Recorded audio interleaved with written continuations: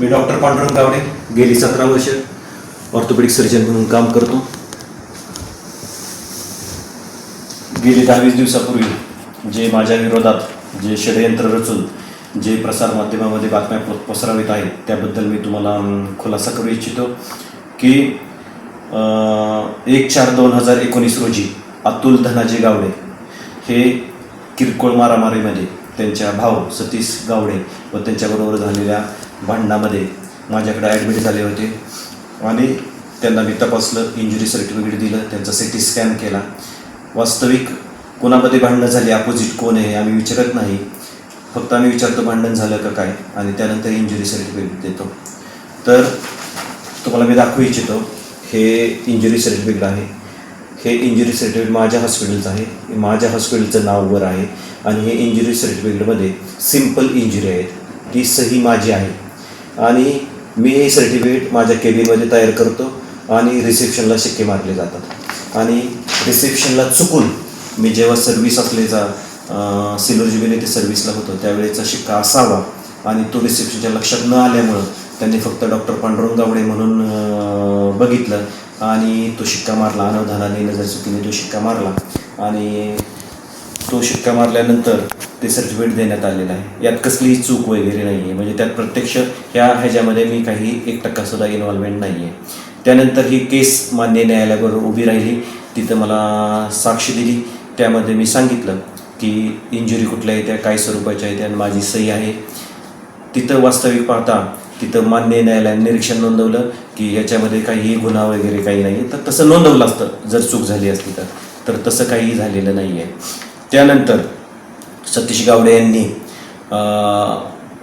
अनेक ठिकाणी म्हणजे प्रसारमाध्यमामध्ये यूट्यूबवर याच्यावर माझ्या विरोधात की बाबा गुन्हा दाखल करण्यासाठी गेली 2 वर्ष झाले ते इकडं तिकडं फिरत आहेत, प्रेशर आणत आहेत, दबाव आणत आहेत, बदनामी करत आहेत. पण मी त्याच्याकडे डोळे झाक केली कारण त्यामध्ये कुठलाही गुन्हा केलेला नव्हता मी, त्यामुळे त्याच्याकडे काही लक्ष दिलं नाही आहे. पण गेली 10-20 दिवसापासून जे प्रसारमाध्यमावर माझी जी बदनामी किंवा प्रसिद्धी चालू आहे त्याच्याबद्दल मी तुम्हाला सर्वांनाच हे प्रकरण नक्की काय आहे, शिक्का प्रकरण हे सांगण्यासाठी इथं आहे. तर हे सर्टिफिकेट ह्याच्यावर सिम्पल इंजुरी होती, मी सही केलेली होती, लेटर हेड माझंच होतं. जर मला फसवणूक करायची असती तर मी गव्हर्नमेंटचं लेटर हेड वापरलं असतं. दुसरं गव्हर्नमेंटचं लेटर हेड इथं वापरलेलं नाही आहे. वास्तविक पाहता सर्वच अधिकारी, ग्रामपंचायत असो, ग्रामसेवक, तलाठी असो, इतर अधिकारी असो, बारामतीत तुम्ही जिथे जिथं सर्टिफिकेट घ्यायला जाता तिथं अधिकारी सर्टिफिकेट तयार करतो आणि शिक्के त्यांचे क्लार्क किंवा हे मारतात, हे सर्वांनाच माहिती आहे. तसंच माझ्या इथंही घडलेलं आहे.